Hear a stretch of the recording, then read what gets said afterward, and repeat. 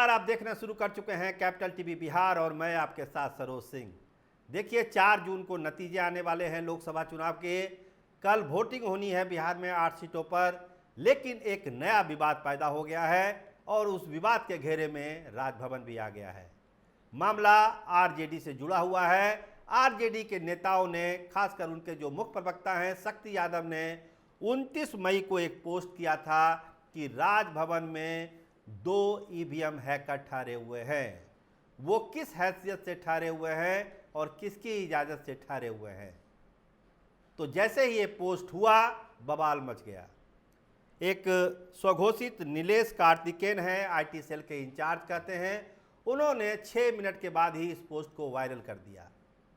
तो बवाल होना था, बवाल हो गया, क्योंकि पहले से भी जो पृष्ठभूमि बनी हुई है बिहार में, राजद के लोग बार बार ये कह रहे हैं कि काउंटिंग में धांधली हो सकती है, ईवीएम को हैक किया जा सकता है, अधिकारी जो है पक्षपात कर सकते हैं, सबको सतर्क रहने की जरूरत है।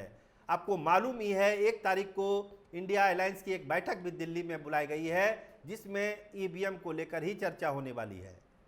इंडिया गठबंधन के नेताओं को ऐसा लग रहा है कि भाजपा और उसके सहयोगी दल, खासकर भाजपा कहीं ना कहीं से सत्ता का दुरुपयोग कर सकती है और चुनाव को प्रभावित कर सकती है, चुनाव आयोग को प्रभावित कर सकती है। ऐसी आशंका आरजेडी और कांग्रेस के लोगों को है। तो इसी आलोक में एक पोस्ट किया था 29 तारीख को शक्ति यादव ने, उसको वायरल किया नीलेश कार्तिकेयन ने। उसके बाद राजभवन नाराज हो गया और राजभवन के तरफ से ये कहा गया कि ये सब मनगढ़ंत बातें हैं, राजभवन को बदनाम करने की कोशिश है और ऐसा होना नहीं चाहिए। और राज्यपाल के जो प्रधान सचिव हैं एल चोंगथू साहब ने, उन्होंने ईओयू को एक लिखित शिकायत की कि ये सब फालतू की बातें हैं और राजभवन इससे आहत हुआ है, राजभवन को बदनाम किया गया है। तो इस नाराज़गी के बाद ये लिखित शिकायत ईओयू को की गई और उसके बाद ईओयू ने एक एसआईटी 4 सदस्यीय एसआईटी का गठन किया काजल जायसवाल के नेतृत्व में, और कार्तिकेयन के खिलाफ मामला दर्ज कर दिया गया है और जांच शुरू हो गई है। तो ये तो मामला हो गया, लेकिन ऐसा हो क्यों रहा है? आखिर ये आशंका क्यों है आरजेडी वाले को और कांग्रेस वाले को?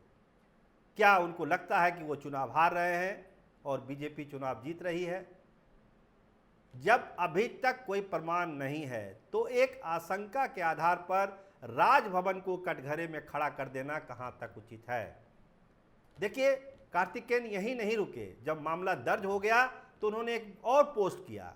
उन्होंने कहा कि देखिए, लोकतंत्र के हम सजग प्रहरी हैं, अगर किसी बात की चर्चा हो रही है तो इसका संज्ञान में लाना मेरा दायित्व है, मेरी ड्यूटी है। सही गलत का फैसला तो सरकार को करना है और जो इससे जुड़े हुए लोग हैं उनको करना है कि ये सही है या गलत है। इसका मतलब है कि अभी भी कार्तिकेयन अपनी गलती मानने के लिए तैयार नहीं है। वो कह रहे हैं कि लोकतंत्र के सजग प्रहरी के रूप में ही उन्होंने ये पोस्ट किया है। तो अब तो जांच शुरू हो गई है, देखिए क्या निकलता है इसमें। लेकिन जिस तरह से राजभवन को इसमें लपेटा गया, ये बहुत ही दुख वाली बात है। चुनाव हो रहे हैं, कोई जीतेगा कोई हारेगा, जनता ने जिसको जनादेश दिया होगा, जिनको जनमत दिया होगा, वो जीत के दिल्ली जाएंगे, उनकी सरकार बनेगी।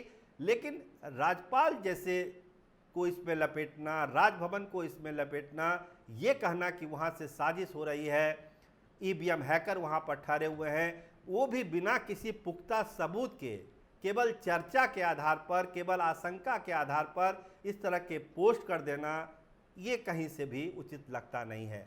हाँ, अगर आपके पास कोई पुख्ता सबूत है, कोई बात है, कोई तथ्य है, तो आप उसको उचित फोरम में रख सकते थे।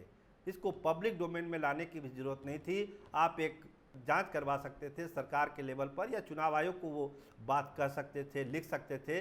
लेकिन पब्लिक डोमेन में लाके आप क्या साबित करना चाहते हैं, ये तो सब लोग सोच रहे हैं।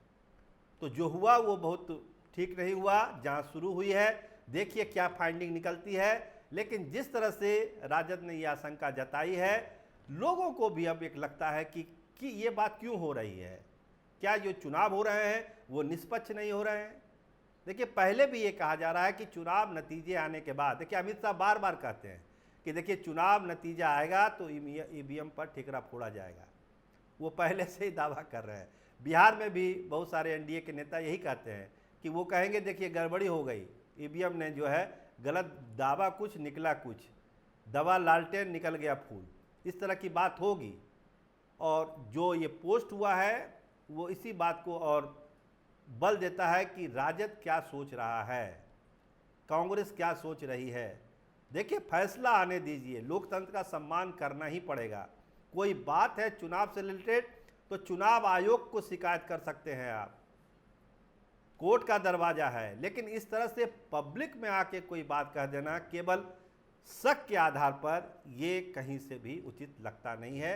देखिए अब एसआईटी की जांच शुरू हुई है, क्या निकलता है, लेकिन जो हुआ है वो दुखद है। आप देखते रहिए कैपिटल टीवी बिहार। आपका बहुत धन्यवाद, आपका बहुत शुक्रिया।